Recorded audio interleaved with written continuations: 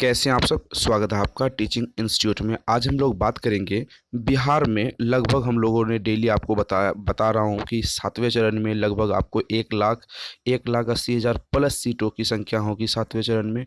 लेकिन आज की जो ये खबर है, ये दैनिक भास्कर की खबर है। दैनिक भास्कर में यहाँ पर ये कहा गया कि लगभग सिर्फ और सिर्फ माध्यमिक में 1,87,000 सीटों की संख्या अभी भी खाली है। जैसे कि साइंस मैथ सोशल साइंस के टीचर की वैकेंसीज खाली हैं। आज हम लोग डिटेल में बात करेंगे बिहार में कितने विद्यार्थियों पर कितने सीटें खाली है, कौन कौन जिले में कितनी सीटें खाली है, क्या ये सीटें 7वें चरण में इंक्लूड होंगे या नहीं, राज्य और केंद्र सरकारों के बीच क्या मतभेद चल रही है, सभी चीज़ों पर डिटेल में हम लोग बात करेंगे। आप वीडियो को लास्ट तक जरूर देखिए। तो चलिए सबसे पहले यहाँ पर जानते हैं हम लोग कि प्राथमिक की यहाँ पर आज कोई बात नहीं होगी, क्योंकि प्राथमिक में लगभग अगर हम प्राइमरी लेवल के शिक्षक की वैकेंसीज की बहाली करें 7वें चरण में, तो लगभग 90,000 के जाने 85 से 90,000 तक जाने की इसकी एक अनुमान है। हम लोगों का जो एक आंकड़ा है कि इतने 85 से 90,000 के बीच रहने वाली है लगभग, उसे तो आप रख दीजिए। यहाँ पर सिर्फ और सिर्फ यहाँ पर यह कहा गया कि माध्यमिक टीचर वैकेंसीज के लिए 1,47,87,000 यानी 2.25 लाख प्लस सीटें सिर्फ माध्यमिक में है। हम लोगों ने सिर्फ 1 लाख से आंकड़ा मान के चला था कि हाँ माध्यमिक 6 to 12 तक, यानी 6 to यहाँ पर बात करेंगे 3 चरणों में होगा, 6 to 8, 9 to 10, 11 to 12। इन 3 चरणों में हम लोगों ने टारगेट रखा था 1 लाख वैकेंसीज लगभग आएंगी। लेकिन इन तीनों चरणों में अगर आप देखेंगे तो इन तीनों वैकेंसीज में यहाँ पर 1,87,000 सीटों की संख्या अभी भी खाली है।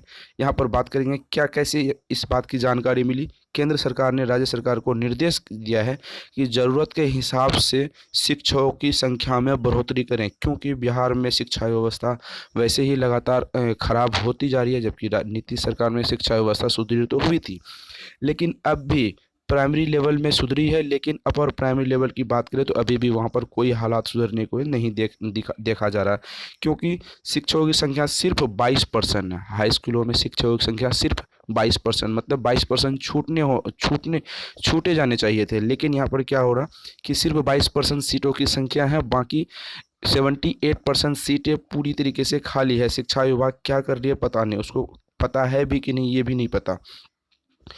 तो यहाँ पर बात करेंगे 22.1% माध्यमिक और अपर माध्यमिक में शिक्षकों की संख्या खाली है। जैसे science maths language social science, बहुत सारे जितने भी टॉपिक जितने भी सब्जेक्ट आते हैं उन सब्जेक्ट में से सभी पदों पर सीटों की संख्या खाली है।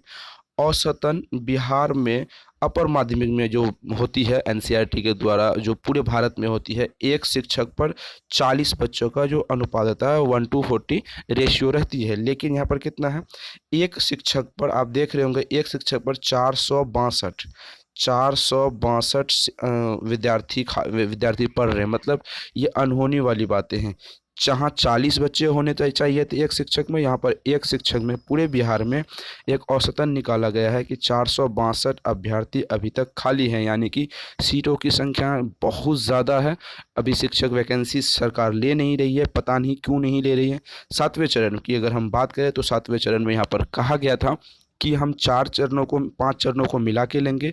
जो भी टीचर है वो 31 दिसंबर तक जो भी रिटायर होंगे उनकी यहाँ पर सीटें हम जो खाली होगी उनको मंगा रहे हैं। शिक्षा विभाग का जो कहना था, नीतीश कुमार भी इस बारे में बात कर चुके हैं, शिक्षा मंत्री भी इस नज़र में बात कर चुके हैं।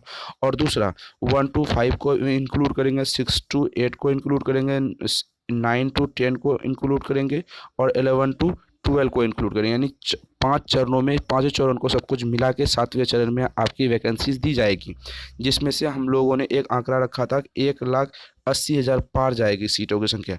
यहाँ पर 1,80,000 पार सिर्फ माध्यमिक शिक्षकों की वैकेंसीज खाली है।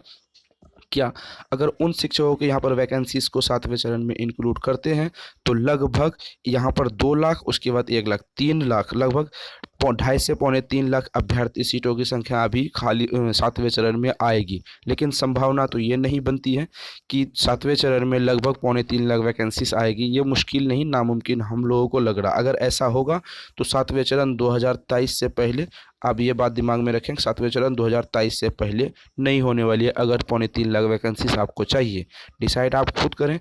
अगर आपको 7वें चरण हाल फिलहाल में चाहिए तो आपको प्रोटेस्ट करनी होगी। अगर प्रोटेस्ट करेंगे तभी आपको 2022 के लास्ट तक नोटिफिकेशन आ जाएगी, क्योंकि इतनी टीचरों को वैकेंसीज अगर सरकार एकत्रित करेगी, डेटाबेस जमा करेगी, नई फॉर्मेट तैयार करेगी, तो आपको 2023 से पहले कोई यहाँ पर देखने के लिए नहीं मिल रही है।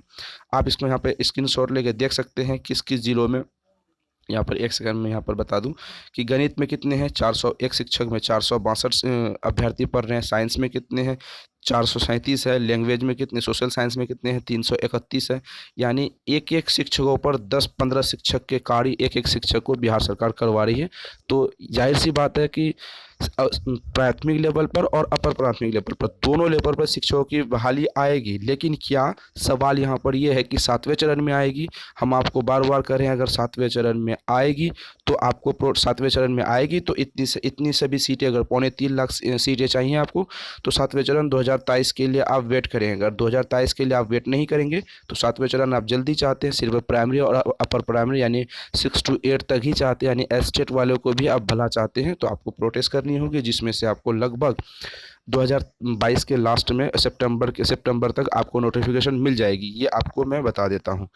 अगर आप जो भी अपडेट चाहते हैं तो इस वीडियो के डिस्क्रिप्शन बॉक्स में व्हाट्सएप ग्रुप का लिंक मिलेगा आपको 7वें चरण बहाली के संबंध में। उस लिंक पर जाके एक्टिवेट कर ले, लिंक को फॉलो कर ले।